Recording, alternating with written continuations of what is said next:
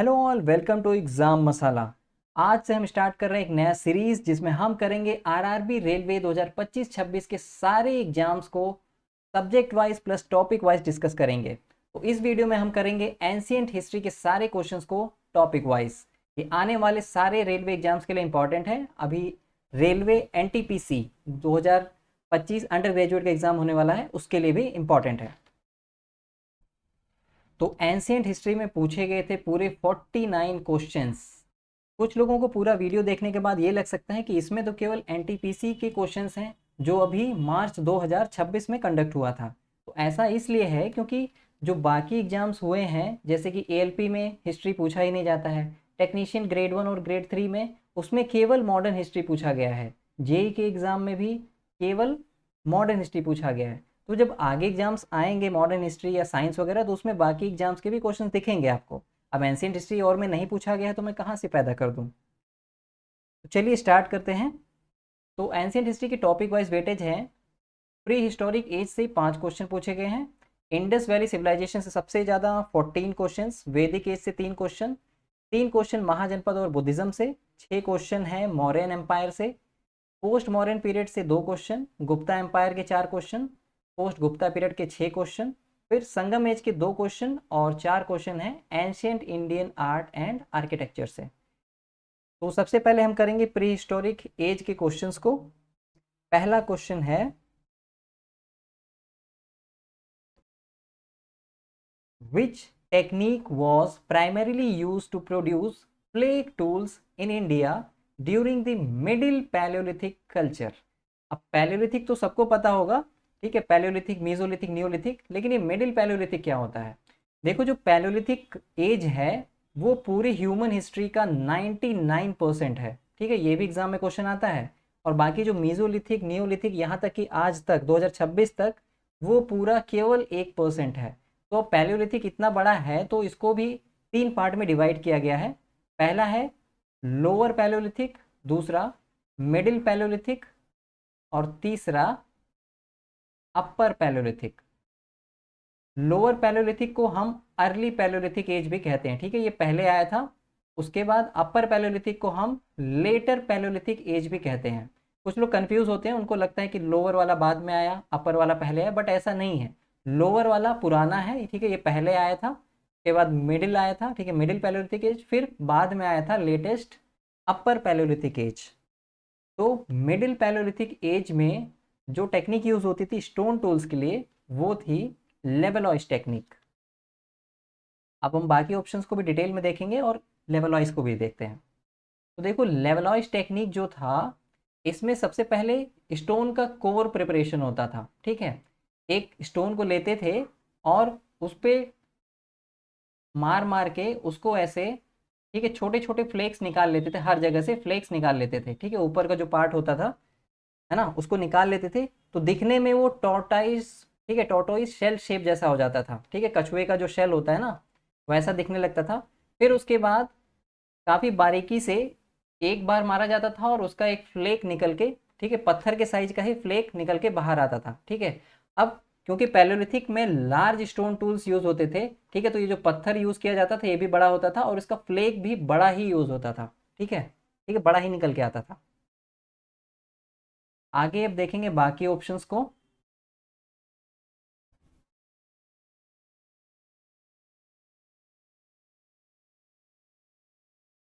Percussion method.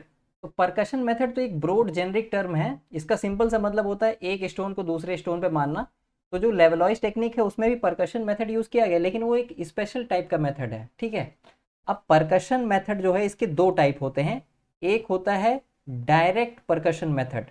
Direct percussion method में क्या होता है कि एक स्टोन को डायरेक्टली दूसरे पत्थर पे मारते हैं, जो लेवलॉइस टेक्निक में भी यूज होता है, ठीक है, उसमें डायरेक्ट परकशन मेथड ही यूज होता है। लेकिन जो नॉर्मल तरीके का डायरेक्ट परकशन मेथड यूज हुआ था वो कब यूज हुआ था, लोअर पैलियोलिथिक एज में, ठीक है, यानी अर्ली पैलियोलिथिक एज में। बाद में जब मिडिल पैलियोलिथिक एज आया तो उसमें डायरेक्ट परकशन मेथड ही था, लेकिन वो थोड़ा स्पेशल टाइप का था, ठीक है, इसलिए उसको लेवलॉइज टेक्निक बोलते हैं। परकशन मेथड का एक और तरीका होता है, उसको बोलते हैं इनडायरेक्ट परकशन मेथड। इसमें क्या करते हैं, पत्थर को पत्थर के ऊपर डायरेक्ट नहीं मारते हैं, क्योंकि उससे पूरे पत्थर पे इम्पैक्ट जाता है, ज़्यादा टूट जाता है। तो क्या करते हैं, जैसे आज के ज़माने में छीनी और हथौड़ी का यूज़ करते हैं ना, किसी एक छोटे से पार्ट पे अगर हमें इम्पैक्ट डालना है तो छीनी का यूज़ करते हैं, छीनी और हथौड़ी। हथौड़ी डायरेक्ट थोड़ी मारते हैं। तो ऐसे ही उस टाइम पे क्या करते थे कि कोई भी छोटा सा कोई आ, अगर हमें नुकीला पत्थर मिल गया, वो ले लिया, हड्डी ले ली, या कोई लकड़ी ही ले ली, ठीक है, उसको रख के फिर उसके ऊपर पत्थर मारते तो इम्पैक्ट जहाँ पे हम चाहते थे वहीं पे लगता था, ठीक है। तो वो इनडायरेक्ट परकशन मेथड होता है।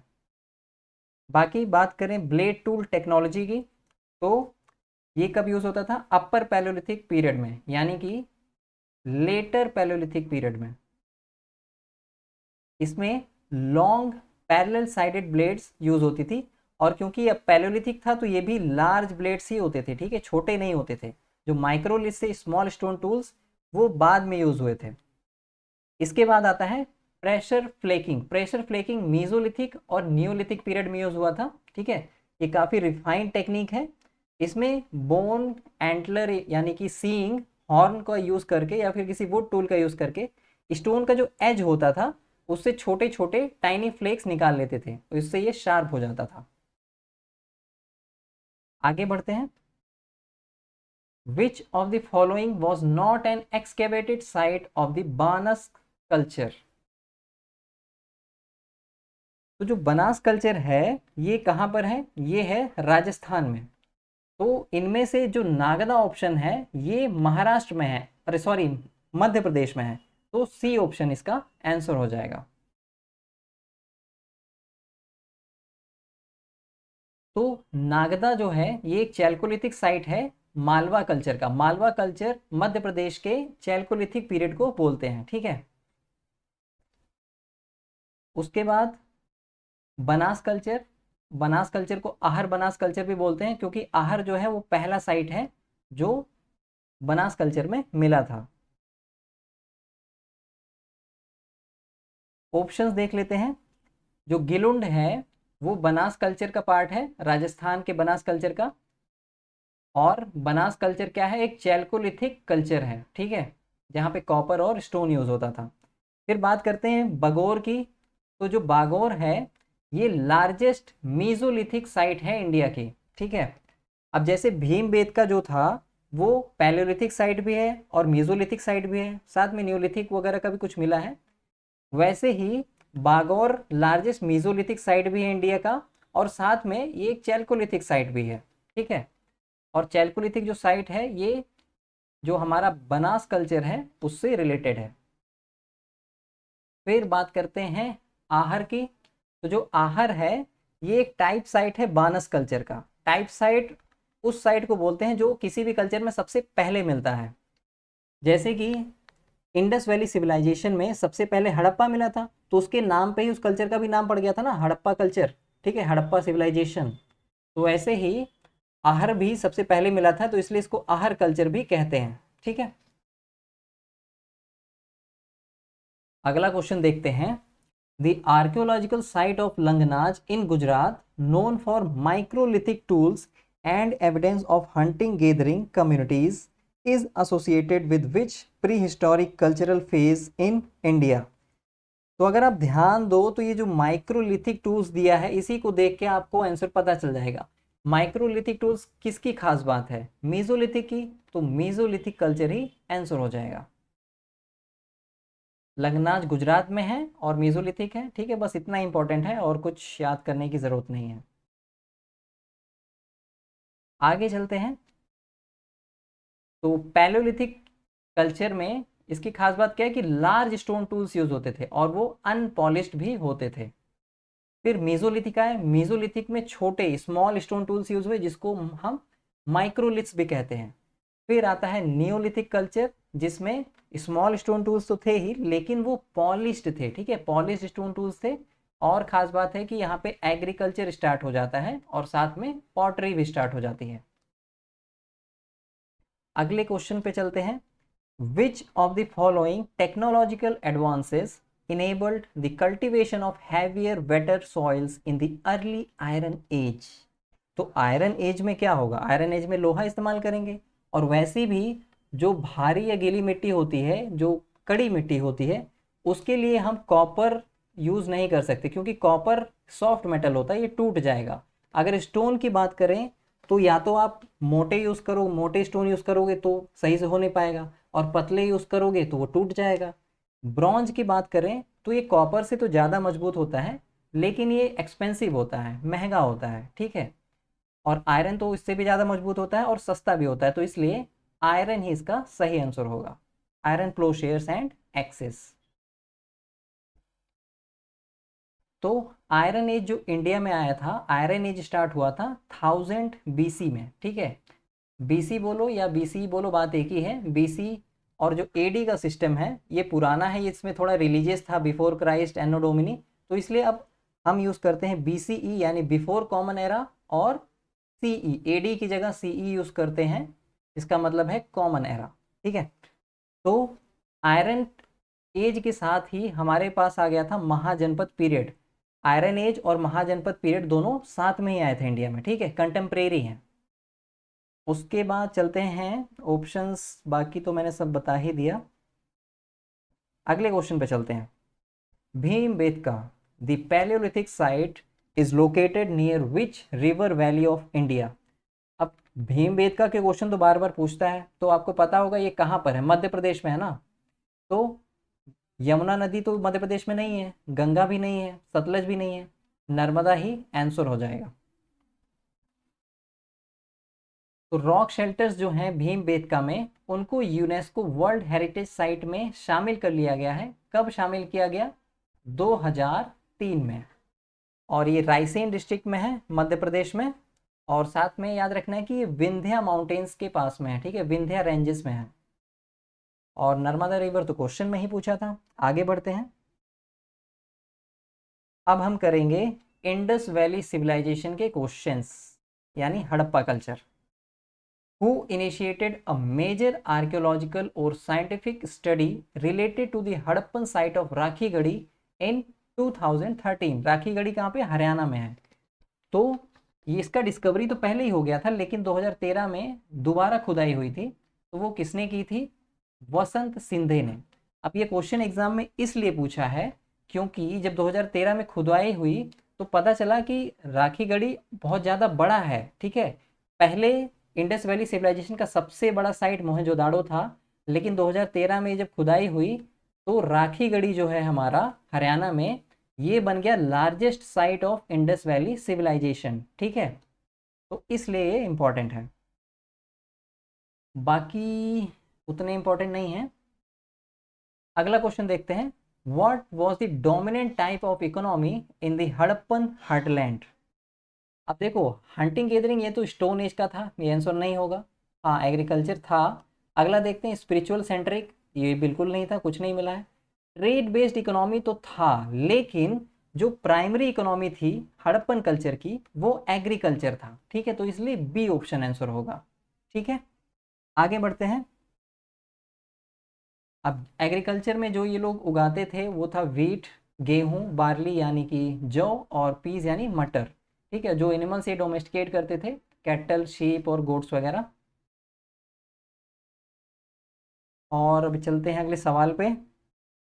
इन which district of Gujarat is the Harappan archaeological site of Dholavira recognised as a UNESCO world heritage site situated? तो धोलावीरा वाटर के लिए फेमस है, ठीक है। वाटर का कोई भी क्वेश्चन आता है तो धोलावीरा आंसर होगा, वाटर मैनेजमेंट हो, वाटर रिजर्वायर्स हो। तो ये गुजरात में कहाँ पे है? रन ऑफ कच्छ में है। और रन ऑफ कच्छ कहाँ पे है? कच्छ डिस्ट्रिक्ट में है। तो आपको याद रखना है कि धोलावीरा गुजरात के रैन ऑफ कच्छ में है, ये भी क्वेश्चन आता है। और इसका एक खास बात यह है यूनिक, कि हड़प्पन सिविलाइजेशन के जो बाकी सिटीज़ हैं वो दो पार्ट में डिवाइडेड हैं, सीटाडेल और लोअर टाउन।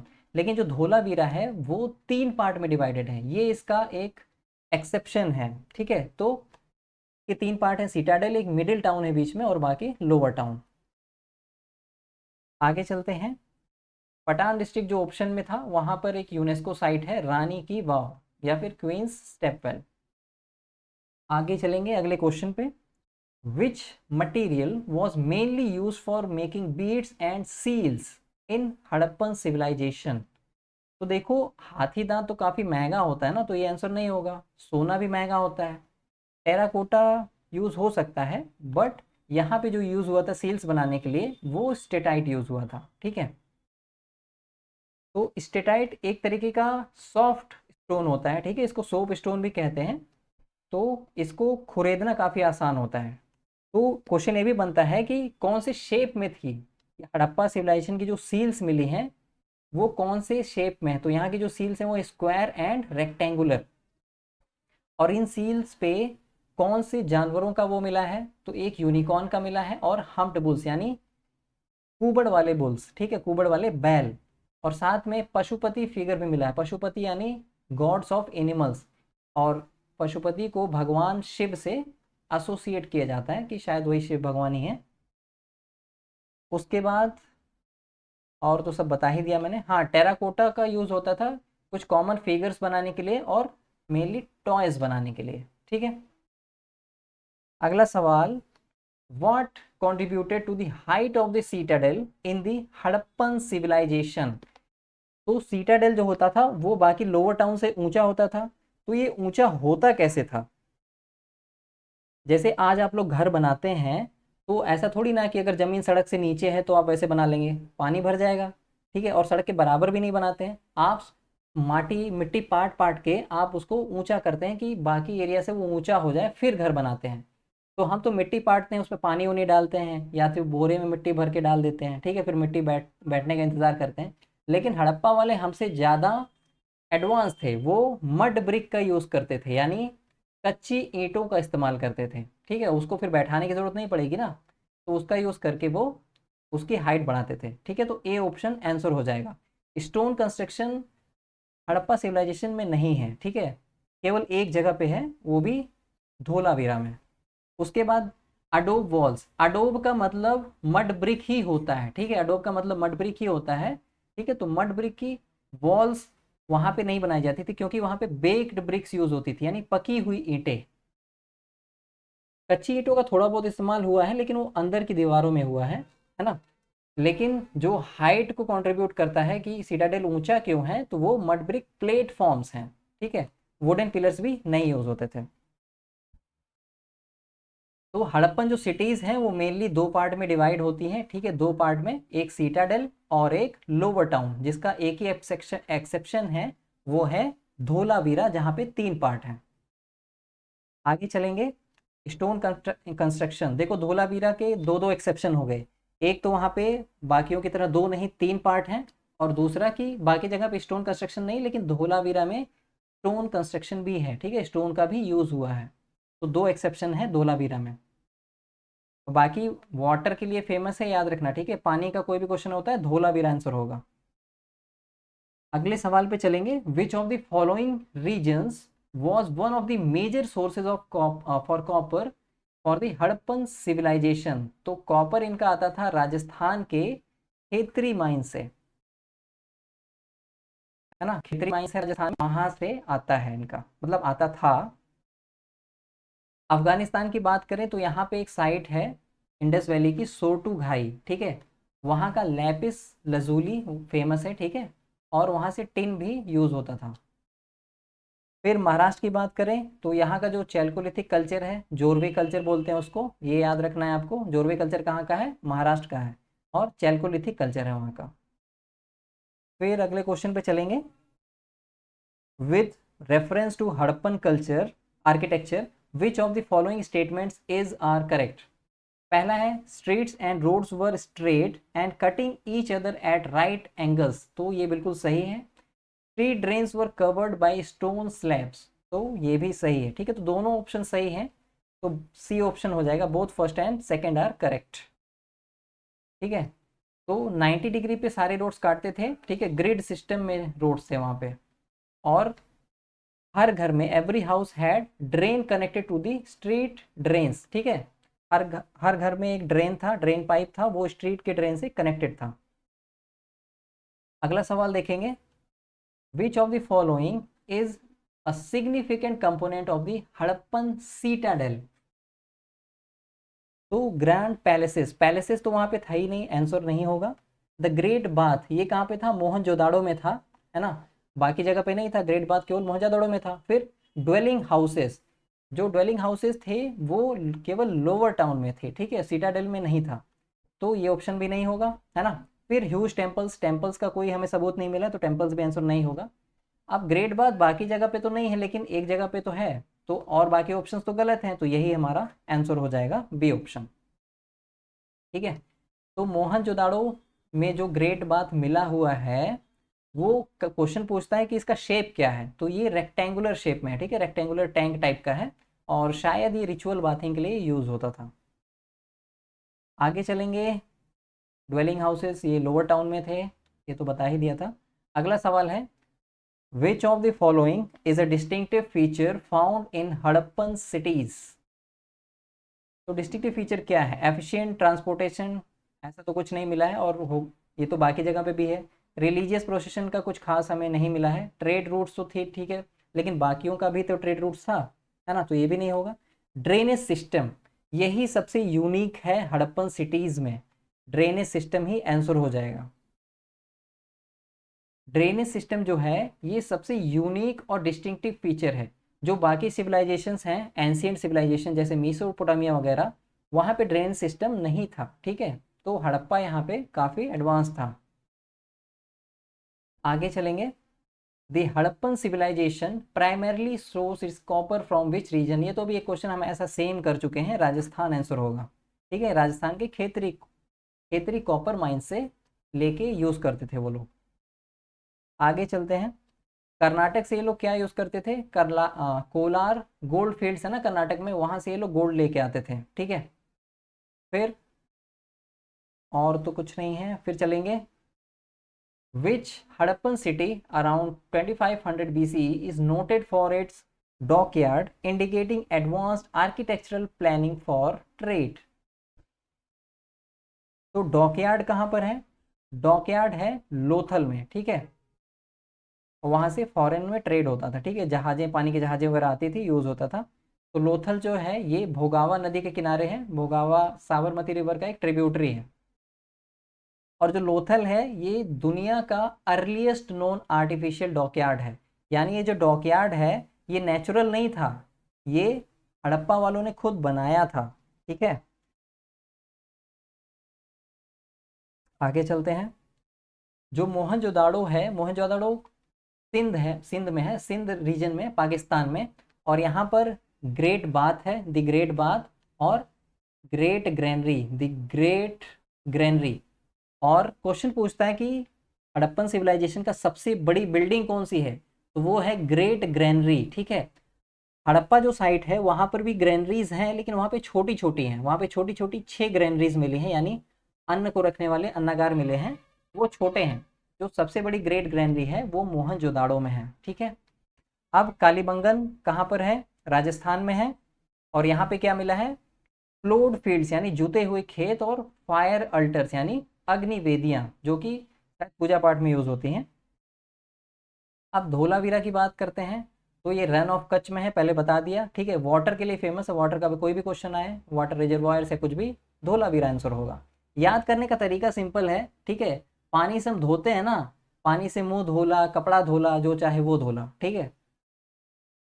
अगला सवाल, which Harappan city flourishing around 2500 BCE is especially known for its great bath and advanced grid pattern street। तो ग्रेट बाथ कहाँ है, अभी हमने देखा मोहनजोदाड़ो में, सी ऑप्शन आंसर हो जाएगा।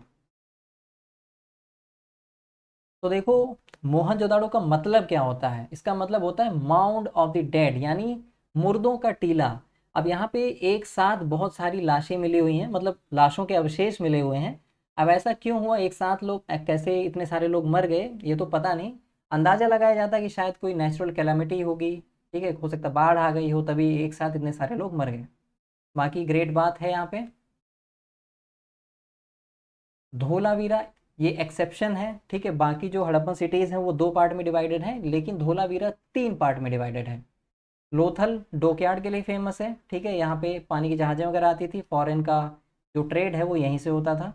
कालीबंगन, ठीक है, यहाँ पे अर्लीस्ट एग्रीकल्चर फील्ड मिला, ठीक है, एग्रीकल्चरल फील्ड, ठीक है, प्लॉड जुते हुए खेत यहाँ पे मिले हैं, और साथ में कैमल बोन्स भी मिले हैं। आगे चलेंगे। The Harappan cities were famous for their irregular street patterns, नहीं, काफ़ी रेगुलर थे, ठीक है, 90 डिग्री पे काटते थे, ठीक है, स्टोन पैलेसेस, पैलेसेस तो मिले ही नहीं है, चाहे स्टोन के हों चाहे जो भी हों, ठीक है, grid system, town of town planning, तो यही आंसर हो जाएगा, ठीक है, वुडन हाउसेस नहीं है, बेक्ड ब्रिक्स यानी पकी हुई ईंटों के घर बने हुए हैं, तो ग्रिड सिस्टम है, ठीक है, जो मेन स्ट्रीट्स हैं वो स्ट्रिक्टली है नॉर्थ टू साउथ डायरेक्शन में या फिर ईस्ट और वेस्ट डायरेक्शन में, ठीक है, मतलब नॉर्थ ईस्ट, ठीक है, या साउथ ईस्ट, इस डायरेक्शन में नहीं है, एकदम इस डायरेक्शन में है, ठीक है, नॉर्थ साउथ और ईस्ट वेस्ट डायरेक्शन में। बाकी ऑप्शन तो ये सब तो बता ही रखा है ना, स्टोन केवल धोलावीरा में यूज हुआ है, ठीक है, बाकी जगह पे नहीं यूज हुआ है।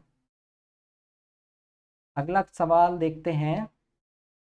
Which what material was commonly used for Harappan sculptures such as the dancing girl around 2500 BCE? तो जो डांसिंग गर्ल बनी थी, मिली है हमको, वो ब्रॉन्ज की बनी हुई है, ठीक है, तो डांसिंग गर्ल कहाँ पे मिली है, मोहनजोदड़ो में मिली है, और क्वेश्चन ये भी पूछता है कि किस टेक्निक का यूज़ करके ये बनाया जाता है, तो ये है सायर पर्ड्यू टेक्निक, ठीक है, इसको लॉस्ट वैक्स टेक्निक भी कहते हैं, ठीक है।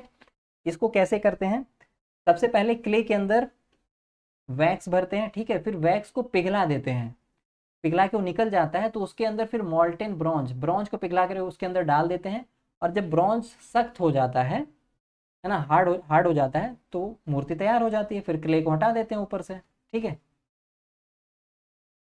अभी चलते हैं, अब हम वैदिक एज के क्वेश्चंस करेंगे। तो पहला सवाल है इसका, विच of the following was a function of the Vysya class in letter वैदिक सोसाइटी? तो वैश्य क्लास क्या थे, ये कॉमन पीपल थे, ठीक है, तो रिचुअल स्पेशलिस्ट ये तो पंडितों का काम था, ठीक है, ब्राह्मण्स का, सबऑर्डिनेटेड क्लास ये शूद्र क्लास का काम था, ठीक है, रूलिंग क्लास, रूलिंग क्लास तो ये क्या कहते हैं, क्षत्रिय लोग थे, प्रोड्यूसिंग क्लास कॉमन लोगों का यही काम था, तो यही आंसर हो जाएगा, है ना, केवल प्रोड्यूसिंग क्लास नहीं, मतलब प्रोड्यूस भी करते थे, साथ में ट्रेड भी करते थे, ठीक है, ट्रेड करना भी वैश्यों का ही काम था, ठीक है, कॉमन पीपल और क्या करेंगे।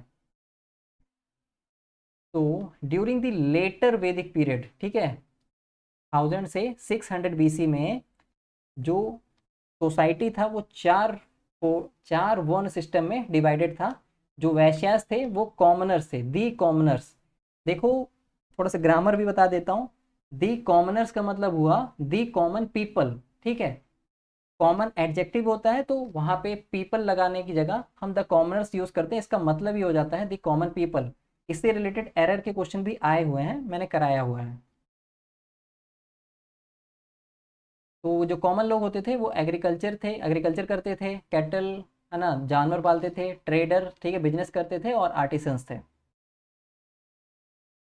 अब बाकी ऑप्शंस में तो जो था, रिचुअल स्पेशलिस्ट ये ब्राह्मण वर्ण का काम था, सबऑर्डिनेट क्लास ये शूद्र वर्ण थे, ठीक है, फिर रूलिंग क्लास ये क्षत्रिय वर्ण थे, ठीक है, क्षत्रिय वर्ण। आगे चलते हैं अगले सवाल पे, what did the term gopati refer to in early Vedic society? तो गौ, ठीक है, गौ यानी गौ का मतलब होता है गाय, काऊ, तो काऊ कहाँ है, चौथे ऑप्शन में है ना, चीफ हु प्रोटेक्ट्स काउस, यही आंसर हो जाएगा। अब देखो, अर्ली वैदिक सोसाइटी यानी ऋग वैदिक सोसाइटी भी बोलते हैं इसको, ये सेमी नोमैडिक थी और पेस्टोरल थी, यहाँ पे गाय को ही धन माना जाता था, और इसके लिए युद्ध भी हो जाते थे, ठीक है, वॉर हो जाती थी, है ना, लड़ते रहते थे गाय के लिए। अब आगे चलते हैं। तो ऋग वैदिक सोसाइटी में, अर्ली वैदिक सोसाइटी में जो हेड ऑफ द फैमिली होता था उसको कुलप बोलते थे। अब चलेंगे अगले सवाल पे, विच वैदिक text composed around 1000 BC contains 1028 hymns dedicated to various deities? तो 1028 hymns हैं हमारे ऋग्वेद में, ठीक है, सबसे बड़ा भी ऋग्वेद ही है, तो जो ऋग्वेद है वो ओल्डेस्ट नोन टेक्स्ट है, ठीक है, और इसमें 1028 हिम्स हैं, और ये क्वेश्चन पूछता है कितने मंडल्स में डिवाइडेड हैं, तो 10 मंडलास में डिवाइडेड है, और इसमें जो सबसे ज़्यादा नाम आया जिस देवता का वो है इंद्र, दूसरे नंबर पे अग्नि यानी गॉड ऑफ फायर, और तीसरे सोम भगवान जो कि सैक्रेड प्लांट्स के देवता हैं। आगे चलेंगे। जो सामवेद है ये म्यूजिक से रिलेटेड है, ठीक है, म्यूजिक से रिलेटेड। उसके बाद यजुर्वेद, ये यज्ञ से रिलेटेड है, जो यज्ञ वगैरह करना था तो मंत्र वगैरह लिखे हैं और कैसे करना है, ठीक है, क्या क्या करना है, तो रिचुअल्स लिखे हैं यज्ञ करने के लिए। उसके बाद अथर्ववेद, तो भाई जादू टोना इसी में है अथर्ववेद में, और ये बाद में सबसे जो वेदास का ट्रियो है उसमें ये नहीं है, ठीक है, ये बाद में ऐड हुआ था। तो इसमें मैजिकल स्पेल्स हैं और बीमारियों को भगाने के लिए इसमें मंत्र वंत्र हैं, ठीक है, और विधि लिखी हुई है, ठीक है, वो सब है इसमें। अब करेंगे महाजनपद और बुद्धिज्म के questions. According to the early Buddhist literature, how many gamas villages were said to exist in the kingdom of Magध during the reign of King Bimbisara. तो उसमें लिखा है कि 80,000 गांव थे, ठीक है, सी ऑप्शन। तो जो बिम्बिसार हैं वो फाउंडर हैं हर्यंका डायनेस्टी के, और ये गौतम बुद्धा के कंटेम्प्रेरी थे, यानी उनके टाइम पर साथ में मौजूद थे। और जो विनय पिताका है, ठीक है, उसमें लिखा हुआ है कि 80,000 विलेजेस थे। हालांकि ये शायद एक हाइपर बोला है, ठीक है, पुराने टाइम पे लोग बढ़ा चढ़ा के बोलते थे कि जैसे करोड़ों सैनिक हैं, जबकि एक्चुअल में हो सकता है 10-20 हज़ार सैनिक हो, उसको करोड़ों बना दिया, ठीक है, या लाखों है तब भी हजारों में, मतलब हजारों में है और उसको लाखों में बता रहे हैं, ठीक है, इस तरीके का होता था उस टाइम पे। आगे चलेंगे अगले सवाल पे। Which Buddhist text from the first century BCE records the dialogues of Buddha. तो बुद्धा के डायलॉग्स यानी जो बुद्धा ने ज्ञान दिया है वो किस में है, वो है सुत्त पिटाका में। तो सुत्त पिटाका जो है ये त्रिपिटाका का एक पार्ट है, और इसमें 10,000 सूत्रास हैं, सूत्रास होना चाहिए ना, अच्छा सूत्रास हैं, ठीक है, सूत्रास तो उसमें होता है वेदों में। तो इसमें डायलॉग्स हैं बुद्धास और वेरियस इंडिविजुअल्स के बीच में, ठीक है, लोग क्वेश्चन पूछते थे, बुद्धा जवाब देते थे, ठीक है, तो वो सब इसमें लिखा हुआ है। उसके बाद विनय पिताका है, इसमें रूल्स एंड रेगुलेशंस लिखा है, जो बुद्धिस्ट मॉन्क्स होते हैं, ठीक है, उनके बारे में, उनको फॉलो करने के लिए रूल्स एंड रेगुलेशंस लिखे हुए हैं। फिर आता है अभिधम्म पिटाका, इसमें थोड़ा फिलोसफी के टाइप का लिखा हुआ है, ठीक है, फिलोसॉफी साइकोलॉजी टाइप का। आगे चलते हैं जटाका टेल्स, इसमें स्टोरीज हैं। कैसी स्टोरीज हैं, टेल्स का मतलब ही स्टोरीज टाइप का ही होता है।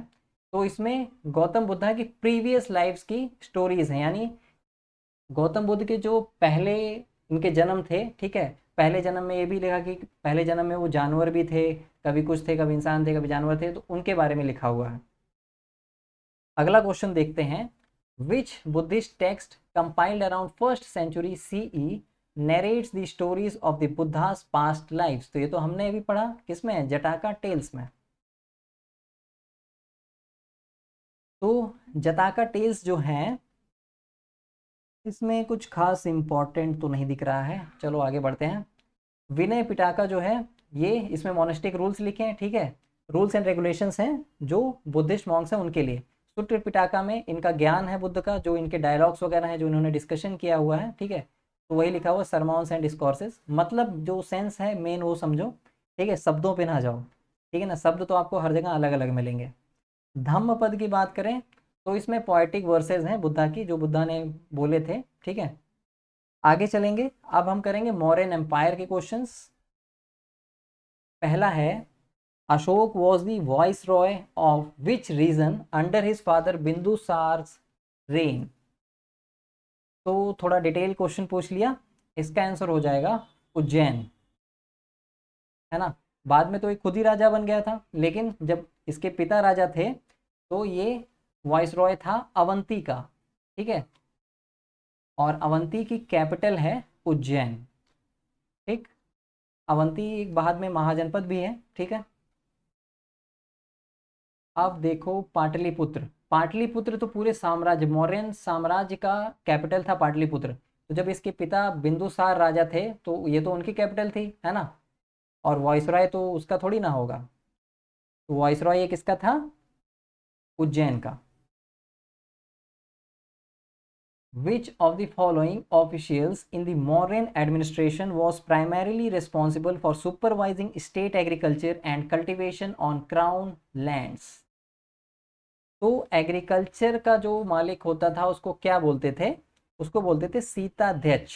ठीक है, को याद करने का तरीका बताता हूँ। इसमें सीता वर्ड आया है ना, और आपको रामायण की कहानियों में मिलेगा कि राजा जनक को सीता जी, जो उनके पिता थे, सीता जी को उन्होंने पैदा नहीं किया था। वो खेत में लोग हल चला रहे थे, ठीक है, खेती कर रहे थे, तो हल के नीचे फिर वो वहाँ पे खेत में मिली थी। ठीक है, फिर राजा जनक ने सीता जी को अडॉप्ट कर लिया था। ठीक है, तो क्योंकि खेत में मिली थी तो एग्रीकल्चर से भी रिलेटेड है सीता अध्यक्ष। मॉडर्न इकोनॉमी के बारे में हमें पता चलता है कौटिल्य यानी चाणक्य के लिखे हुए अर्थशास्त्र में। ठीक है, पॉलिटिक्स की बुक है ये। और सीता अध्यक्ष ये तो हमने देख लिया। ठीक है, एग्रीकल्चर का जो सुपरिटेंडेंट होता था उसको बोलते हैं।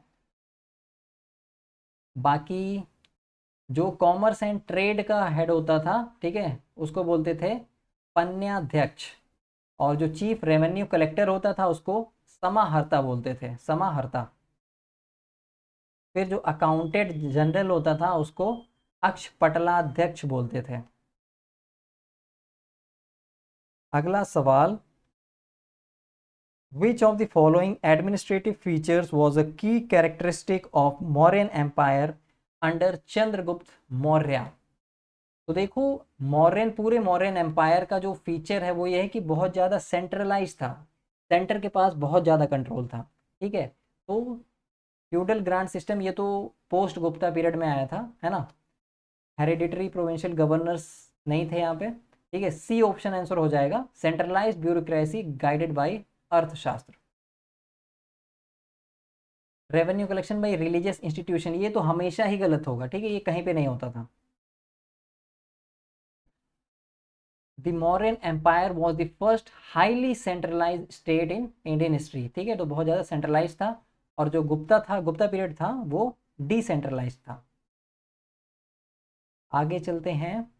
तो जो फ्यूडल लैंड ग्रांट सिस्टम था ये मेनली पोस्ट गुप्ता एराज में आया था। गुप्ता पीरियड में थोड़ा बहुत था, लेकिन पोस्ट गुप्ता एराज में ज़्यादा था। गुप्ता पीरियड में जो बाद के जो कमज़ोर राजा थे, ठीक है, जब तक स्ट्रॉन्ग राजा थे तब तक ये नहीं था। जब कमज़ोर राजा हुए, कंट्रोल नहीं कर पा रहे थे, तब उन्होंने स्टार्ट किया फ्यूडल लैंड ग्रांट सिस्टम। आगे चलते हैं।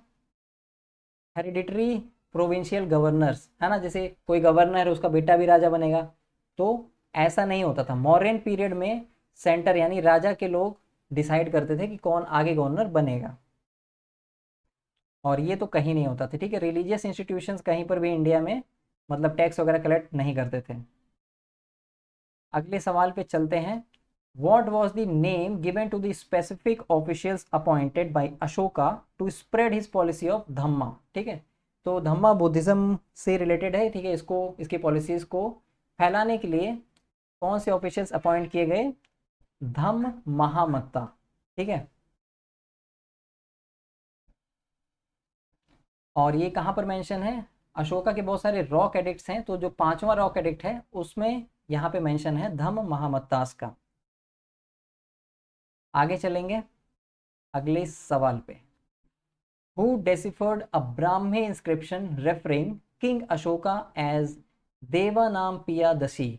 तो बेसिकली जो अशोका के रॉक एडिक्ट्स हैं या जो इंस्क्रिप्शंस हैं उनको डेसिफर करने वाले, उनको समझने वाले एक ही हैं, वो हैं जेम्स प्रिंसेप। ठीक है, जब भी क्वेश्चन पूछे यही आंसर होगा। अब देवा नाम पिए, इसका मतलब होता है भगवान के प्यारे, बिलव्ड ऑफ द गॉड्स, और पियादसी मतलब जो प्यार से देखता हूँ। ठीक है, आगे चलेंगे। The administration of the Mauryan Empire is described in which ancient text? तो मौर्यन एम्पायर मिलता है अर्थशास्त्र में, जो कौटिल्य यानी चाणक्य ने लिखा था। तो देखो, चाणक्य का एक और नाम था, वो था विष्णुगुप्त। ठीक है, कभी कभार क्वेश्चन ये भी पूछ लेता है। बाकी जो अर्थशास्त्र बुक है ये पॉलिटी से रिलेटेड है। ठीक है, स्टेट क्राफ्ट पॉलिटी, और इसमें मेनली मौर्यन का जो एडमिनिस्ट्रेशन था उसके बारे में लिखा हुआ है, और मौर्यन लोग उसी को फॉलो भी करते थे और पहले भी लिखा हुआ था। ऋग्वेद जो 1500 से 1000 बीसी में लिखा गया था, ठीक है, इसमें क्या है, इसमें डेटीज यानी देवताओं की प्रेज है, ठीक है, उनका तारीफ किया हुआ मैक्सिमम यही है इसमें, ठीक है। मनुस्मृति में क्या है, मनुस्मृति में रूल्स एंड रेगुलेशंस लिखे हुए हैं, ठीक है, रूल्स हैं इसमें। उसके बाद महाभारत तो आपको पता ही है क्या है, ठीक है, एक संस्कृत एपिक है। अब हम करेंगे पोस्ट मॉडर्न पीरियड्स के क्वेश्चंस, ठीक है, इसमें Shunga dynasty, Shaka dynasty, Kushan dynasty आती है। तो पहला क्वेश्चन है, king Kharavela belong to which of the following dynasties. तो ये आते थे चेदी डायनेस्टी में, ठीक है। खारावेला ग्रेटेस्ट रूलर थे अपने चेदी डायनेस्टी के, ठीक है, उसको महामेघवाहन डायनेस्टी भी बोलते हैं और चेदी डायनेस्टी भी बोलते हैं कलिंग का। और इसके बारे में, इनके बारे में हमें पता चलता है हाथी गुम्फा इंस्क्रिप्शन से, ठीक है, उसको एलिफेंट केव इंस्क्रिप्शन भी बोलते हैं, ठीक है, भुवनेश्वर में लोकेटेड है। आगे चलते हैं, कान्व डायनेस्टी, ठीक है, इसके फाउंडर कौन है, वसुदेव, ये भी क्वेश्चन पहले पूछा हुआ है। सतवाहना डायनेस्टी, ठीक है,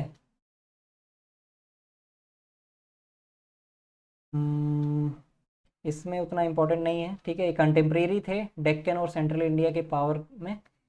हाथी गुम्फा इंस्क्रिप्शंस के में मेंशन है खाराविला के बारे में, तो ये तो पहले ही बता दिया, ठीक है, इसमें कुछ है नहीं। शुंग डायनेस्टी, ठीक है, शुंग डायनेस्टी स्टार्ट हुई थी मौर्यन एम्पायर का अंत करके।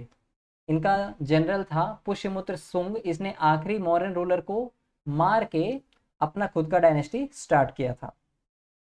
अब शुरू करते हैं अगला question, which Shaka ruler is credited with repairing the Sudarshan lake without imposing any tax. ठीक है, तो सुदर्शन लेक बनवाया नहीं था, किसने रिपेयर कराया था, ठीक है, खराब हो गया था, ठीक है, टूट फूट गया था, किसने रिपेयर कराया, रुद्रदमन ने, ठीक है। रुद्रदमन वेस्टर्न क्षत्रपास या शाका डायनेस्टी से बिलोंग करते थे, ठीक है, और इन्होंने ये जनता से टैक्स लेके नहीं बनवाया था, अपने पैसों से बनवाया था। हालांकि पैसा भी वहीं से आता था टैक्स से, लेकिन अलग से टैक्स नहीं लिया था, ठीक है। तो कनिष्क कौन है, ये ग्रेटेस्ट किंग है कुशन डायनेस्टी के, ठीक है, और इन्होंने महायान बुद्धिज्म को सपोर्ट किया था, ठीक है। दो पार्ट होते हैं ना बुद्धिज्म के, एक हीनयान, एक महायान।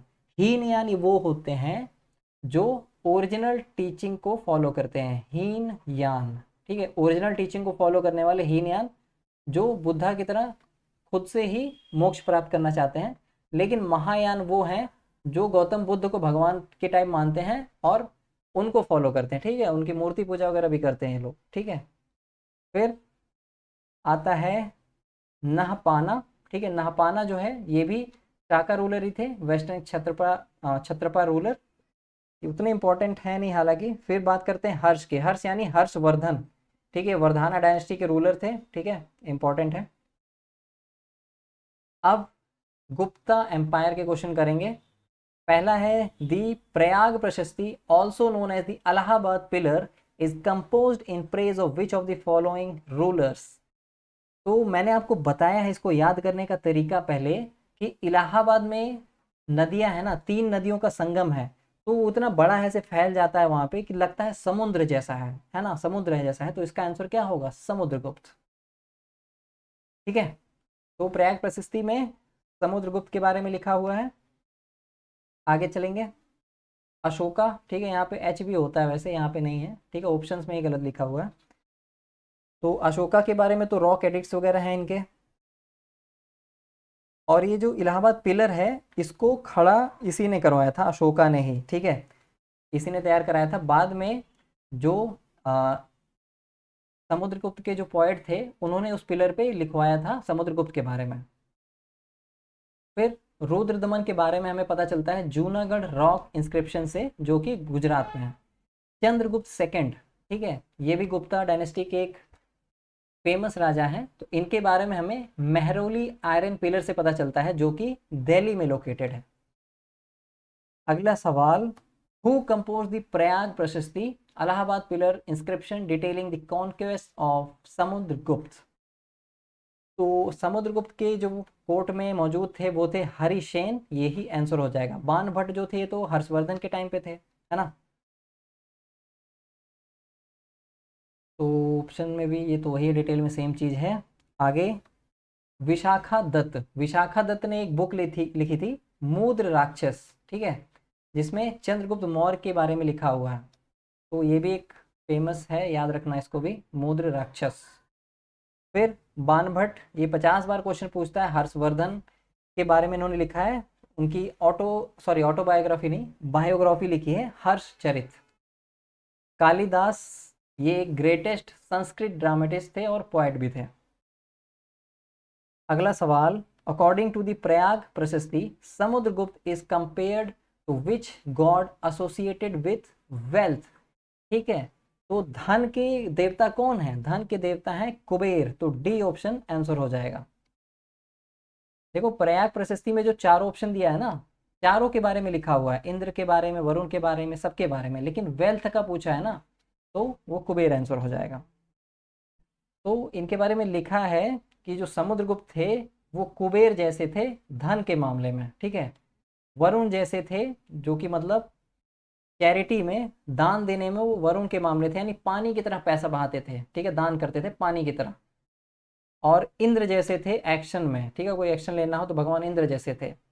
और किसी को मौत देनी हो तो यमराज जैसे थे, ठीक है, मतलब मौत नहीं देनी हो, जस्टिस देना हो, ठीक है, किसी को न्याय देना हो तो यमराज भी, यमराज को धर्मराज भी कहा जाता है, ठीक है।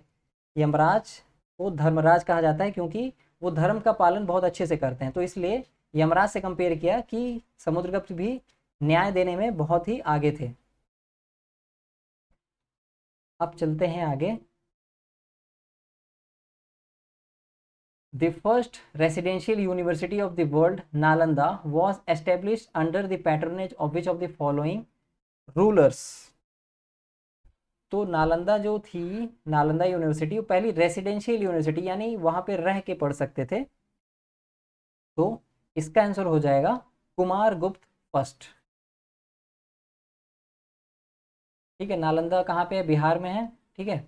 और यहाँ पे बुद्धिज्म और बाकी डिसिप्लिन्स की पढ़ाई होती थी, ठीक है, शिक्षा दी जाती थी। और कुमार गुप्त की संरक्षण में, उनके पैटर्नेज में इसको बनाया गया था। आगे चलेंगे। चंद्रगुप्त फर्स्ट, ठीक है, ये रियल फाउंडर थे गुप्ता एम्पायर के। फाउंडर कौन थे? फाउंडर थे श्री गुप्त, ठीक है, श्री गुप्त फाउंडर थे। और रियल फाउंडर कौन थे? चंद्रगुप्त फर्स्ट, ठीक है। हर डायनेस्टी में ऐसा होता है, जैसे दिल्ली डायनेस्टी के फाउंडर तो, ठीक है, कुतुबुद्दीन ऐबक था, लेकिन रियल फाउंडर इल्तुतमिश को कहा जाता है। वैसे ही मुगल एम्पायर में जो फाउंडर था वो बाबर था, लेकिन रियल फाउंडर किसको कहा जाता है? अकबर को कहा जाता है, क्योंकि उन्होंने ज़्यादा बेटर काम किया और उसको अच्छे से एस्टेब्लिश किया। समुद्रगुप्त ये अपने मिलिट्री एक्सपेंशन के लिए फेमस है, ठीक है। इनके कोर्ट में कौन थे? हरिसेन थे। स्कंद गुप्त जो था ये लास्ट ग्रेट गुप्ता एम्परर था, ठीक है। गुप्ता एम्पायर में जो आखिरी पावरफुल राजा था वो स्कंद गुप्त था। इसके बाद जो थे वो सब कमजोर थे, ठीक है, और धीरे धीरे फिर गुप्ता एम्पायर खत्म ही हो गया। फिर अब हम करेंगे पोस्ट गुप्ता पीरियड के questions. Who were the samantas in the post Gupta period? तो जो सामंतास थे वो फ्यूडल लॉर्ड्स थे, ठीक है, यानी उनको के पास काफ़ी ज़मीनें थी और वहाँ से वो टैक्स भी कलेक्ट करते थे। देखो सामंता का मतलब तो वैसे नेबर होता है, लेकिन बाद में इसका मतलब बदल गया, जो हो गया फ्यूडल लॉर्ड। तो जो आखिरी के गुप्ता पीरियड के लोग थे, वो राजा थे जो आखिरी में वो कमज़ोर थे, तो धीरे धीरे ये सामंता काफ़ी स्ट्रांग हो गए, ठीक है, टैक्स कलेक्ट करने लगे और खुद को कभी कभी इंडिपेंडेंट घोषित कर देते कि हम स्वतंत्र राजा हैं। आगे चलते हैं। रिलीजियस हेड्स को लैंड तो दिया जाता था, लेकिन उसको हम ब्रह्मदेह कहते थे या ग्रहरा कहते हैं, लेकिन इनके पास कोई वैसी पावर नहीं थी, ठीक है, कि एक टैक्स वगैरह कलेक्ट कर सकें। अगला सवाल, what administrative change characterize the political structure of post Gupta India? तो देखो कोई भी एम्पायर जब खत्म होता है ना, तो उसके बाद क्या होता है कि छोटे छोटे एम्पायर्स खड़े हो जाते हैं, छोटे छोटे राजा और खड़े हो जाते हैं। जैसे मौर्यन एम्पायर खत्म जब हुआ तो छोटे छोटे है ना, राज्य बन गए। वैसे ही गुप्ता एम्पायर जब खत्म हुआ तो rise of smaller kingdoms under hereditary rulers, तो सी ऑप्शन आंसर हो जाएगा। ठीक, तो चलो आगे बढ़ते हैं। सेंट्रल ब्यूरोक्रेसी, ये मौर्यन एम्पायर की खास बात है ना। उसके बाद introduction of democratic village assemblies, ये साउथ इंडिया में होता था, वहाँ पे जो पावरफुल विलेज असेंबलीज होती थी, क्वेश्चन एक बार पूछा हुआ कि उनको क्या बोलते हैं, तो उर एंड सभा बोलते हैं। What was the role of guilds trainees in post Gupta India, तो ट्रेनीज जो होते थे, जो गिल्ड्स होते थे, वो बेसिकली जैसे आजकल यूनियन होते हैं ना, लेबर यूनियन हो गया या कोई भी, जैसे इनकम टैक्स डिपार्टमेंट है उसका भी अपना एक यूनियन है उन लोगों का, और जो कंपनीज वगैरह भी होती हैं, कॉरपोरेट जो सेक्टर होता है, सबका अपना अपना यूनियन होता है। ठीक है, तो उसी की तरह मतलब ये एंशियंट टाइम में होता था, तो डी ऑप्शन आंसर हो जाएगा, रेगुलेटेड ट्रेड एंड क्राफ्ट्स। तो श्रेणीज क्या होते थे, है ना, ये फंक्शन करते थे मॉडर्न ट्रेड यूनियंस और चैम्बर्स ऑफ कॉमर्स की तरह। आगे चलते हैं। Who among the following was the court poet of Vardhana ruler Harsha, तो हर्षवर्धन का कोर्ट पोएट कौन था, बाणभट्ट था। हरिसेन किसके टाइम पे थे, ये समुद्रगुप्त के टाइम पे थे। ठीक है, तो बाणभट्ट ने लिखा था हर्षचरित, जो हर्षवर्धन की बायोग्राफी है। आगे बढ़ते हैं। कालाशोक सेकेंड बुद्धिस्ट काउंसिल, ठीक है, इन्होंने करवाया था। ठीक है, पैटर्नाइज का मतलब संरक्षण देना। ठीक है, बिना राजा के थोड़ी ना कोई काम हो पाएगा, अगर बिना राजा के सपोर्ट के करेंगे तो कोई और अटैक कर सकता है। ठीक है, राजा के संरक्षण में होगा तो कोई कुछ नहीं कर पाएगा। जो वसुमित्र थे, ये एक बुद्धिस्ट मॉन्क थे, जिन्होंने फोर्थ बुद्धिस्ट काउंसिल में पार्ट लिया था, उसको हेड किया था। ठीक है, और ये किसके अंडर हुआ था, ये कुशन डायनेस्टी के कनिष्क के अंडर हुआ था, उसने करवाया था। फिर हरिसेन, ये समुद्रगुप्त के टाइम पे थे। ठीक है, प्रयाग प्रशस्ति जो इलाहाबाद पिलर है उसमें बारे में हरिसेन ने ही लिखवाया है। अगला सवाल, which Chalukya ruler defeated Harshavardhana on the banks of the Narmada, Harshavardhan अपनी जिंदगी में सिर्फ एक युद्ध हारा था। ठीक है, एक ही बार हारा था, और वो हराया था पुलकेशिन सेकंड में, इसलिए ये क्वेश्चन बहुत बार रिपीट होता है। ठीक है, नर्मदा नदी के किनारे हराया था हर्षवर्धन को। ठीक है, पुलकेशिन सेकंड जो है ये बादामी का चालुक्य रूलर था। ठीक है, चालुक्याज ऑफ बादामी। उसके बाद ये जो जीत है पुलकेशिन सेकंड की, इसके बारे में ऐहोल इंस्क्रिप्शन में लिखा हुआ है। ठीक है, और पुलकेशिन का कोर्ट पोएट था रवि कीर्ति, उसी ने लिखवाया था। आगे चलेंगे अगले सवाल पे। हर्षवर्धना's biography Harshacharita was composed in Sanskrit by which of the following court poets, तो बार बार क्वेश्चन रिपीट हो रहा है, डी ऑप्शन आंसर है बाणभट्ट। आगे चलते हैं। रवि कीर्ति जो था ये पुलकेशिन सेकंड का कोर्ट पोएट था। ठीक है, इसने ऐहोल इंस्क्रिप्शन जिसमें पुलकेशिन सेकंड की जीत के बारे में लिखा हुआ रवि कीर्ति ने लिखवाया था। विष्णु शर्मा ये फेमस है पंचतंत्र के लिए, पंचतंत्र की कहानी आपने बचपन में पढ़ी होंगी, है ना, जिसमें जानवरों को थोड़ा सा ह्यूमनाइज किया गया है ना, इंसानों की तरह, मतलब वो बोल सकते हैं, बात कर सकते हैं। अब हम करेंगे संगम एज और साउथ इंडियन हिस्ट्री के questions. Which Sangam text from 2nd century CE is an epic about a chaste wife's devotion, chaste यानी पवित्र, ठीक है, पवित्र पत्नी की कहानी। तो इसका आंसर है सिलपटिकरम।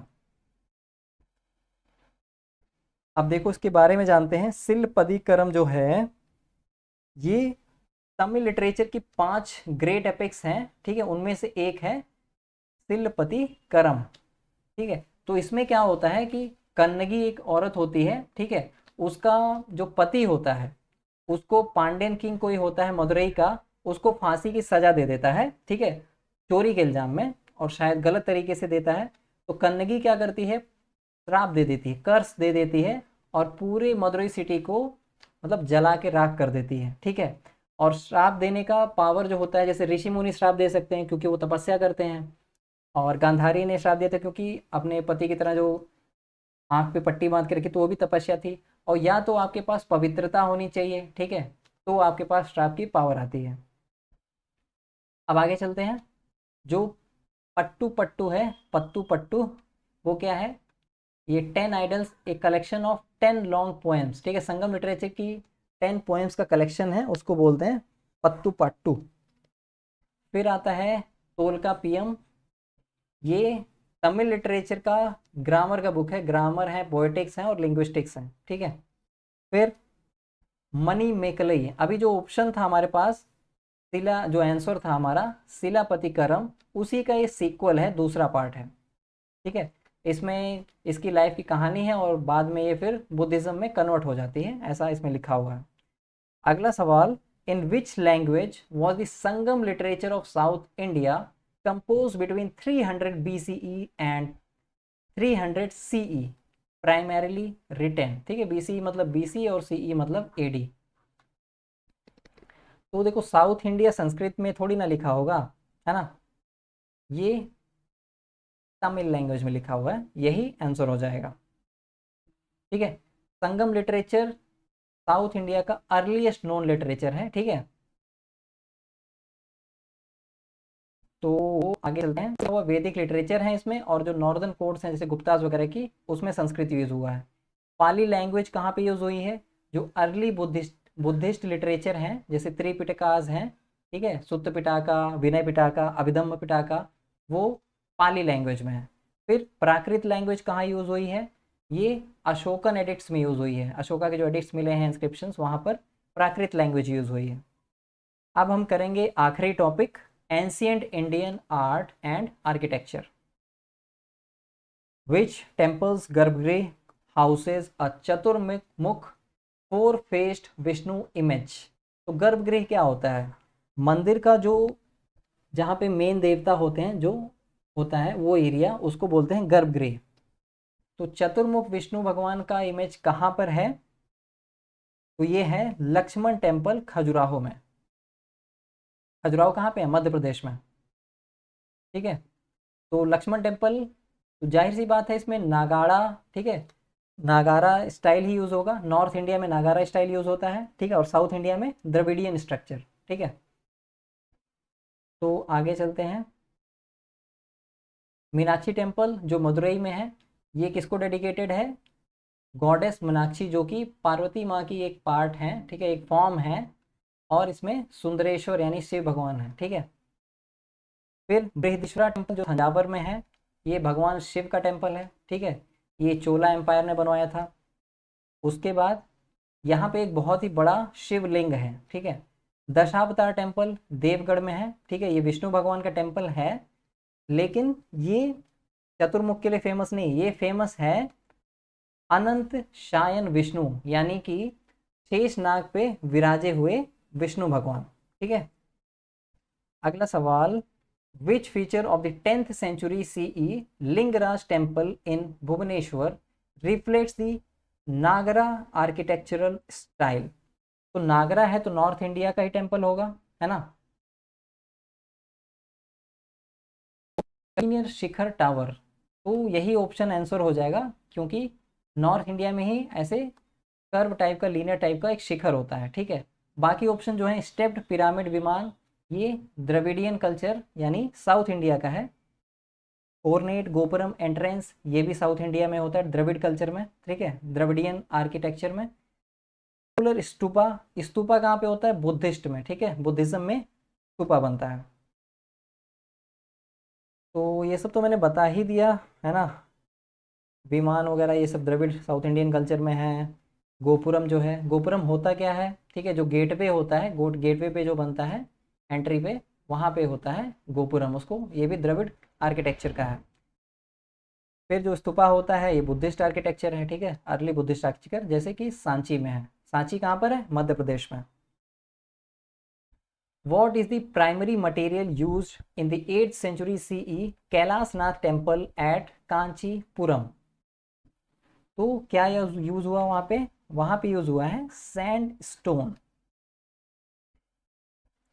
तो कैलाशनाथ टेम्पल जो कांचीपुरम में है, ये पल्लव किंग नरसिम्हा वर्मन सेकंड ने बनवाया था, ठीक है, उनको राजसिम्हा भी बोलते हैं। और ये द्रविड़ आर्किटेक्चर का एक इवोल्यूशन माना जाता है, ठीक है। पहले रॉक कट टेम्पल्स बने होते थे, लेकिन इसको एक फ्री स्टैंडिंग टेम्पल बनाया गया। आगे चलते हैं। मार्बल से क्या बना हुआ है? जैन दिलवारा टेम्पल्स हैं माउंट आबू में, वो बना हुआ है। ब्रिक से क्या बना हुआ है? गुप्ता एरा की जो पहले के स्ट्रक्चर्स हैं वहाँ पे मंदिर ब्रिक से बने हुए थे। फिर ग्रेनाइट से बनाना थोड़ा मुश्किल होता है, लेकिन जो चोलाज हैं, चोलाज ने बनवाया हुआ है, जैसे बृहदेश्वरा टेम्पल है वहाँ पे ग्रेनाइट का यूज़ हुआ है। फिर बात करते हैं, विच of the following temples is an example of Dravidian architecture. तो द्रविडियन आर्किटेक्चर है यानी कि साउथ इंडिया का होगा, है ना। तो मध्य प्रदेश वाला ऑप्शन तो बी ऑप्शन नहीं होगा, है ना। भुवनेश्वर ये भी साउथ इंडिया का नहीं है, तो ये भी नहीं होगा। ठीक है, ठीक है, कोणार्क भी नहीं होगा। तो एक ही ऑप्शन तो यहाँ जाता है, और एक ऑप्शन कौन सा बचा? ए ऑप्शन, तो यही आंसर हो जाएगा। ठीक है, मीनाक्षी टेम्पल जो है ये मदुरई में है। तो ये सब तो मैंने बता ही दिया। ठीक है, द्रविडियन आर्किटेक्चर में क्या होता है? एक मंडप होता है, एक विमान होता है, एक मंडप होता है, और गोपुरम होता है। ठीक है, गोपुरम एंट्री गेटवे होता है। फिर कंदारिया महादेव टेम्पल, ये लार्जेस्ट टेम्पल है खजुराहो का। ठीक है, और जाहिर सी बात है नागरा स्टाइल का है। फिर लिंगराज टेम्पल, ये उड़ीसा में है, ये भी नागरा आर्किटेक्चर का ही है।